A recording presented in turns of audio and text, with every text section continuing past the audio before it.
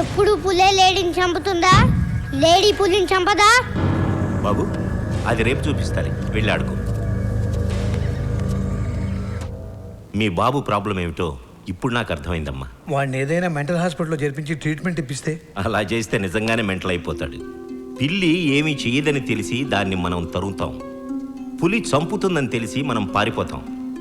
ఏది చెయ్యొచ్చో ఏది చెయ్యకూడదో, ఏది మంచో ఏది చెడో తెలియడమే విచక్షణ, ఐ మీన్ కామన్ సెన్స్. అది మీ అబ్బాయిలో లేకపోవడం వల్లే ఈ అబ్నార్మల్ బిహేవియర్.